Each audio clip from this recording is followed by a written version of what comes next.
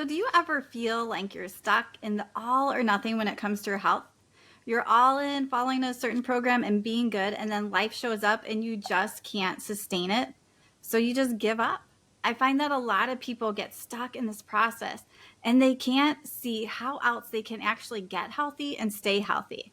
This is something I work on with my clients because when you get out of this mindset, you can start to find sustainable health. So today I'm going to be bringing a guest on the show so she can share her expertise on how to get us out of this all or nothing mindset. So Jessie, welcome to the show and please share a little bit about yourself. Thank you so much, Michelle. It's such a pleasure to be here with you and your community. And my name is Jessie Haymeyer, and I am a functional medicine physician. I like to call that data-driven natural medicine.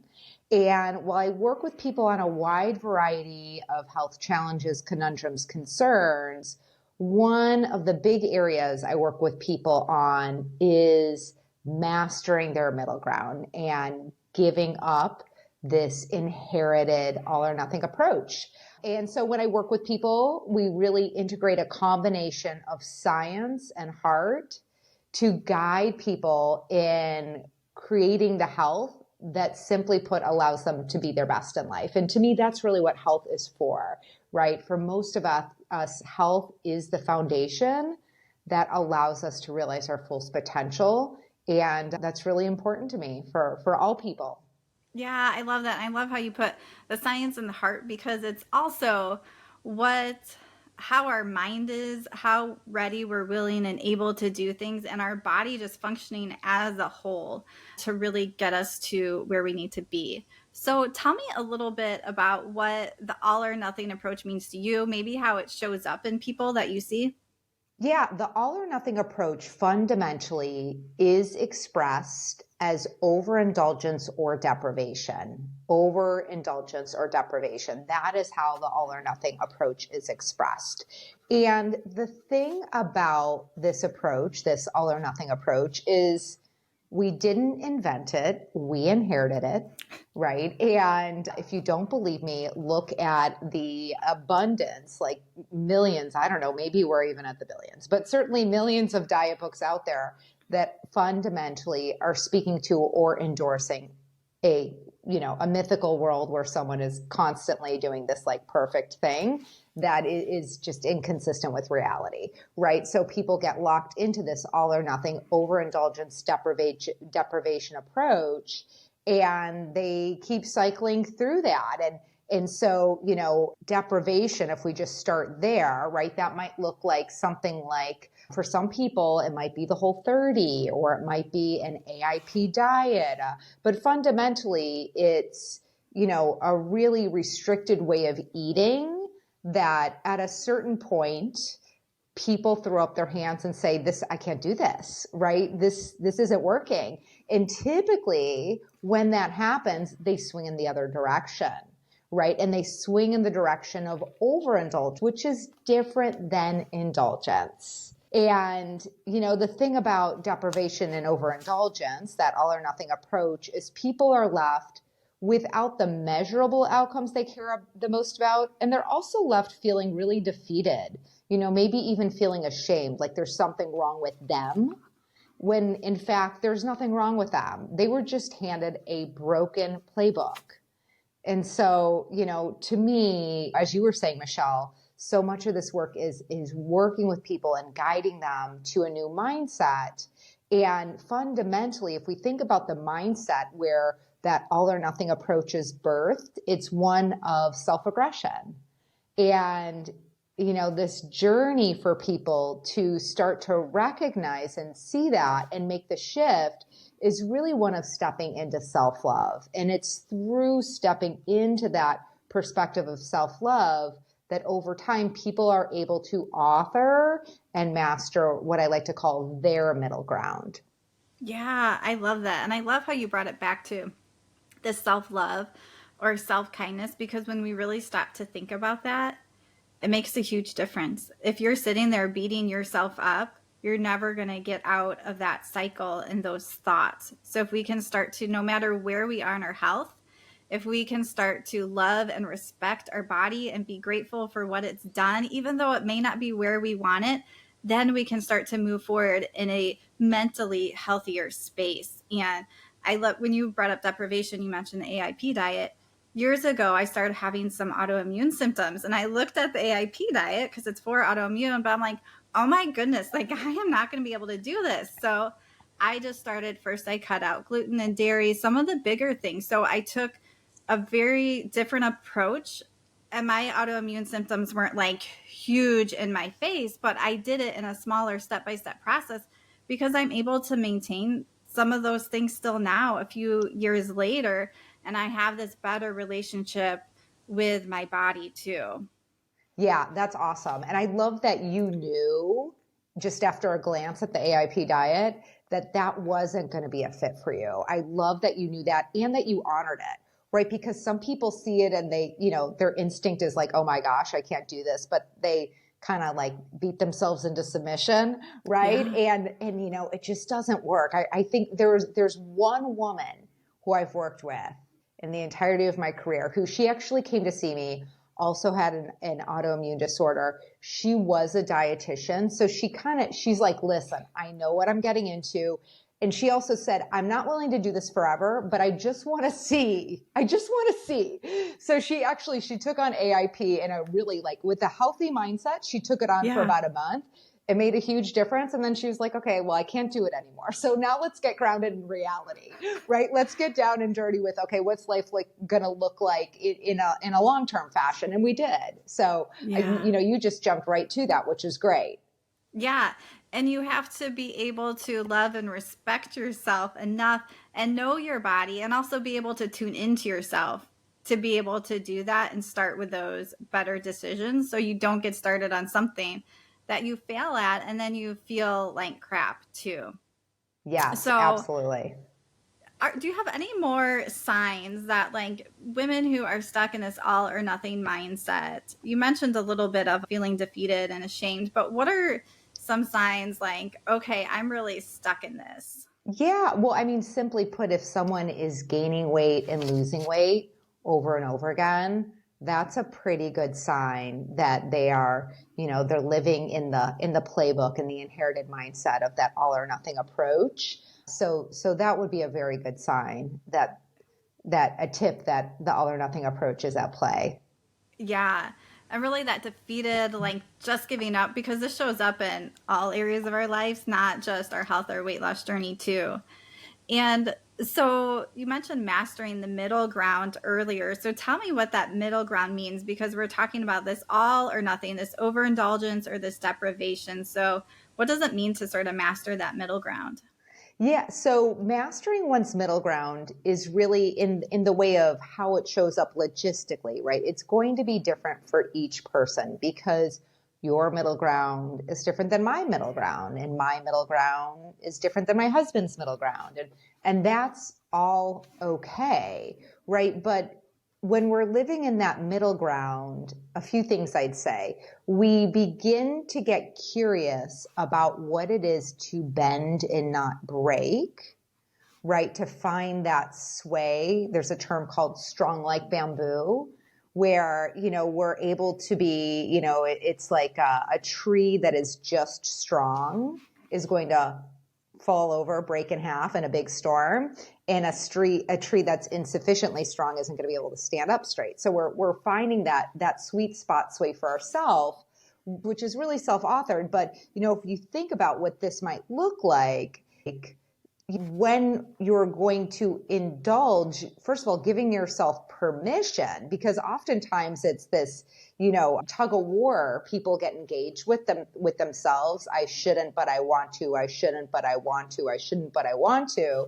And then they just go over, they kind of rebel against themselves really and get stuck into this like, okay, I was going to have one cookie and now I just had the whole package, right? So it really requires some slowing down and looking at what it means to make a better choice and give up all notions of a perfect choice.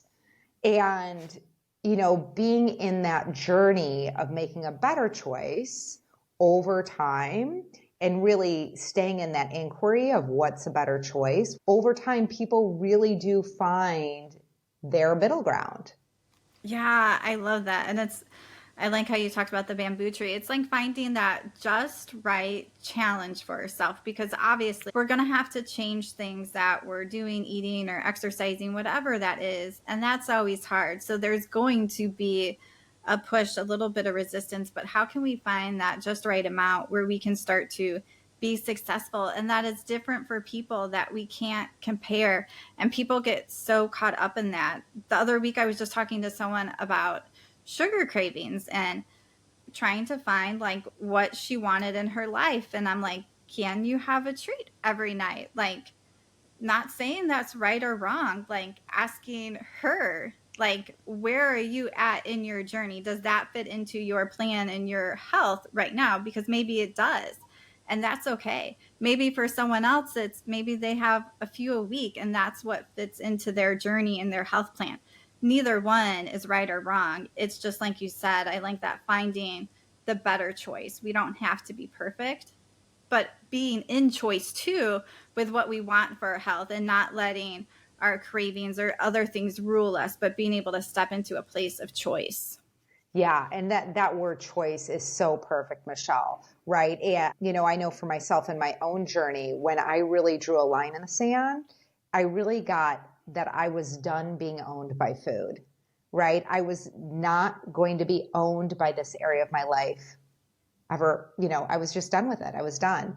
And it really did take time, patience, inquiry, learnings, many things over time to journey. But I knew I was, to your point, I was committed to being at choice and Mm-hmm. not being owned by food or cravings. Yeah, I love that. So tell me a little bit more. I love how you put that, not owned by food. So what does that mean to you, or what did that like little bit that journey look like?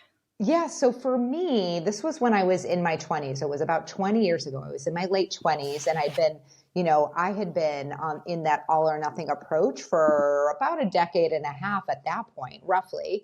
And I remember the sense of frustration, the sense of shame, the sense of overwhelm. And then at one point, I really got that being so preoccupied with this area of my life was interfering with me being fully present with the people who I care about the most and fully contributing to this world. And that was not okay with me. So that was my point, my own personal point of like, I'm not going to be owned by food. And I don't know how to master this, but I know I will. There was this moment of being really Yeah. resolute that allowed me to step into being more curious and kind with myself, curious about, okay, how am I going to author this journey? And also kind with myself on the way. Because I really just got, the self-regression wasn't working. So I might as well give it up. Right. And, it became, about learning the science, but also learning myself and how I uniquely change. And as you were mentioning earlier, Michelle, right, one person having something sweet every night, that maybe that works for them. Maybe it works for their body. Maybe it works for their mind and spirit. Maybe it works for the outcomes they're committed to. Totally fine. But really leaning into that inquiry for yourself of what's my truth and what works for me it opens doors in ways that really no book can, nothing can. Yeah. And I think, like you said, when we can start to learn some of the science too, because we're in a culture where we're surrounded by sugar, fast food, like lots of food, big portions, it's really hard to be in tune with our body and make good choices. So we need to learn some of these basic nutrition principles, but at the same time, be able to show ourselves kindness and tune into our body. Know when we're actually like starting to get full, or really before, I like to say that 80% full, when we can do that and we can be more in choice with food and not be ruled by it. Because a lot of us have grown up in places where we were rewarded with food as a kid. We're still doing it for our kids, or like at schools, here's a piece of candy, or my kids go to youth group, like here's a big thing of candy. Like we don't need all this. And we're training ourselves. And so it's hard to step out of that. So giving ourselves grace, but getting to that point where we're more in choice. So Yeah. how long do you think it feels? How long do you think it takes to really master this area of life? Well, I would say I'll answer this in two ways. So the first thing is I think of 1 year as one lap. So 1 year is one lap, and you don't master anything in one lap, right? So it's just to say in 1 year, you're going to encounter all of life. You're going to encounter the birthdays and the Mm-hmm. vacations and the anniversaries. And you're also going to encounter disappointments and upset. You are going to encounter life. And so 1 year I think of as one lap. And realistically, I think it takes most people 3 to 5 years to really have mastery in this area of their lives. And what do I mean by mastery? I mean, people are consistently caring for their bodies in a way that makes them feel proud of themselves, in a way that makes them feel physically well, and in a way that is showing up measurably, right? Their lab results look great. They, feel good when they put their jeans on or they look at the scale or whatever metric they use in that world, right? So it takes time not just to master the mindset and master the logistics, but it takes time and repetition to gain trust in yourself, Mm. right? Because most people have years, if not decades, of evidence of how it's been. It's going to take time to build evidence for how it's going to be. I just love that. 3 to 5 years, guys. And it really goes back to this idea like health is a journey. Like I've been on this journey for a long time, and it's something you have to continually to be intentional about. It gets easier, but it really just takes time to get that time and those reps in, just like you were saying. And those 3 to 5 years in a space where you're in a good relationship with your body, not doing the dieting, not failing, not doing all that, but 3 to 5 years of working on your health and starting to feel good and have that self love and self kindness for yourself. Because I find with people too, it's like, oh, a birthday comes up, a vacation, or something happens in their family, and that is life. And how can we still prioritize our health during those times? It may look different, but we still have to be able to do that. I got this little biofeedback for my younger kids, and it's like video game based. So they're playing this video game, and it will start to get red when their heart rate goes up, and they have to take deep breaths and calm down. So we just got this, but in the thing for the parent resources, it says it takes about 6 to 800 cool downs for kids to take this into their own life. And like, I think they get like 10 to 15 in a game typically. But I'm like, wow, like that just tells you a lot of things take a really long time to incorporate into our life. So we have to keep that in mind. We can't think this is like a 3 month thing or a 6 month thing I'm doing. This is a lifelong thing that I'm doing. Definitely, definitely. And, worked into what you were saying, Michelle, about, the birthdays and the vacations and things like that, one of the things that people who are stepping into this new era for themselves will need to confront is you will make choices you regret.